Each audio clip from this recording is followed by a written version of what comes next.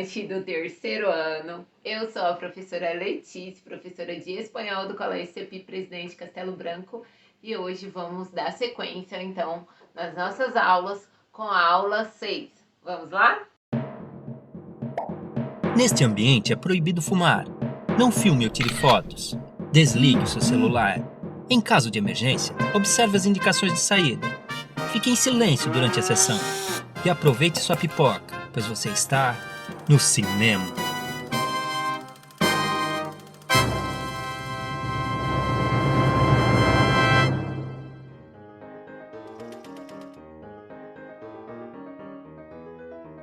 A criação de um dispositivo para a captura e reprodução de imagens em movimento foi disputada por diversos inventores, incluindo o célebre Thomas Edison. Contudo, a criação do cinema é comumente atribuída aos irmãos franceses Louis e Auguste Lumière, que em 1895 conceberam o cinematógrafo. A grande vantagem dessa invenção era permitir não apenas a captação de imagens, mas também sua projeção para uma plateia, algo impossível para a invenção de Edison, pensada para que apenas uma pessoa pudesse assistir ao que acontecia, dentro de uma espécie de caixa.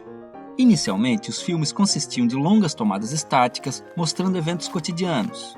Porém, alguns meses depois das primeiras projeções dos Lumière, o ex-ilusionista francês Georges Méliès já vislumbrou o potencial daquela invenção e começou a criar seus filmes de fantasia, terror e ficção científica, começando com simples encenações de truques de mágica e chegando até mesmo a alçar voos à lua. Ainda em 1898, o cineasta britânico Robert W. Poe introduziu a edição como forma de ligar duas cenas distintas, dando continuidade a uma ação. Essa técnica foi logo refinada por nomes como Edwin S. Porter, D. W. Griffith e Sergei Eisenstein, que a utilizava não apenas para conectar suas cenas, mas para incitar alguma emoção no espectador. Com a crescente popularidade das salas de cinema, a produção de filmes começa a aumentar gradativamente, levando à criação, ainda nas primeiras décadas do século XX, de estúdios que continuam em atividade até hoje. A denominação sétima arte foi dada para o cinema ainda em 1911, no Manifesto das Sete Artes, do italiano Ricciotto Canudo, que argumentava que o cinema era uma síntese das 6 artes que o precederam. Durante as primeiras décadas, o cinema era essencialmente mudo e as falas de um filme eram apenas intertítulos sobrepostos às cenas. Até que em 1927, a Warner Bros. Lançou O Cantor de Jazz, o primeiro longa-metragem com diálogos e músicas sincronizados. O sucesso e o burburinho gerados pelo filme logo forçaram os grandes estúdios a introduzir esse recurso definitivamente em suas produções, fato que serve como pano de fundo em Cantando na Chuva. Já a cor no cinema pode ser encontrada ainda na década de 1890 em filmes curtos. Porém, as técnicas da época para a inserção de cor chegavam a envolver a pintura à mão de cada quadro dos filmes, o que tornava a cor algo caro e inviável, visto que os filmes começavam a ficar cada vez mais longos. Foi apenas a partir da década de 1930 que se encontraram métodos eficientes para a captura e reprodução de filmes em cores. Os filmes em 3D tão populares nos últimos anos têm suas origens com os irmãos Lumière, ainda em 1903. Embora a tecnologia dos Lumière não permitisse a projeção de um filme em 3D para uma plateia, remetendo à invenção inicial de Thomas Edison. Esse formato continuou a ser desenvolvido e pesquisado, sendo largamente utilizado durante a década de 1950, numa tentativa de atrair as pessoas de volta ao cinema, que agora tinha que concorrer com o advento da televisão. Pelo mesmo motivo, o 3D foi reintroduzido no cinema moderno, que agora concorre não apenas com o mercado de home video, mas também com canais de streaming online e com a pirataria de suas obras. A experiência de se assistir a um filme, que se tornou tão popular quando se pôde ser mostrado a uma plateia, com as facilidades da tecnologia moderna, voltou a ser individualizada, como fora com o aparato de Thomas Edison. Embora a ida ao cinema continue sendo uma atividade social, hoje em dia é possível que cada pessoa veja as grandes estrelas e suas aventuras dentro de sua pequena caixa. Contudo, o cinema está sempre em evolução, como mídia e como arte, e é por isso que sua história, tal qual em alguma de suas grandes franquias, continua. Nesta aula falaremos um pouquinho também sobre preposições. As preposições são palavras invariáveis que servem para unir términos de uma oração e criar, assim, uma relação entre elas, certo?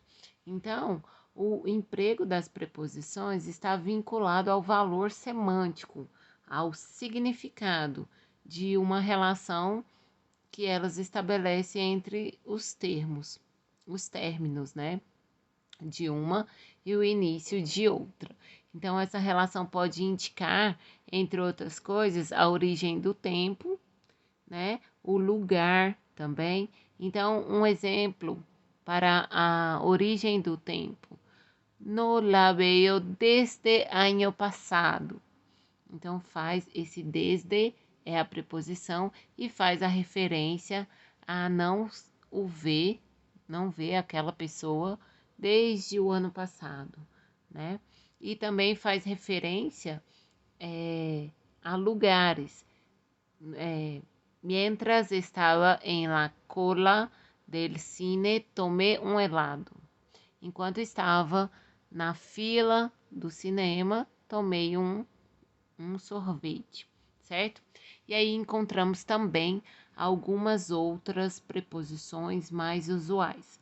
São elas: a, al, ante, barro, com, contra, de, desde, durante, el, entre, hacia, hasta, incluso, mediante, para, por, segundo, sim, sobre, traz, certo? E aí eu peço para que vocês também inteirate.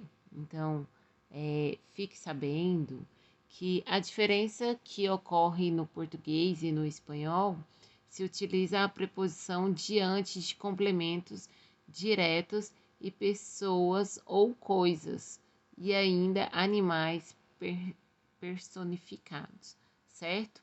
Um exemplo disso seria vi a Maria em el museu.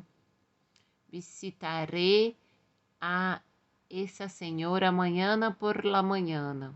Outro, vi a la luna, senhora del cielo, perder-se em el infinito. Sim? Então, é em relação a essas coisas. A pessoas, animais ou coisas, certo? Depois temos uma outra dica, uma outra questão. No que se utiliza as preposições a quando o complemento direto se refere a uma pessoa indeterminada ou quando vai precedido com um adjetivo numeral ou um adjetivo de quantidade, certo? Então, vi un actor en la cola del cine. No hemos visto muchos artistas en la fiesta. Então, vi um ator na fila do cinema. Não vimos muitos artistas na festa. Sim? E por último, se utiliza a preposição diante de nadie, alguém e quien. Asimismo, delante de uno, otro, todo, ninguno e qualquer, quando se refere à pessoa, certo? Então, temos um exemplo aqui, no se he visto nadie, ok? Então, na hora das atividades que aqui temos nesta aula, vocês vão poder exercitar essa questão das preposições, certinho? Então é isso, pessoal. Qualquer outra dúvida, me procure nas minhas redes sociais. Um forte abraço e até mais. Hasta luego!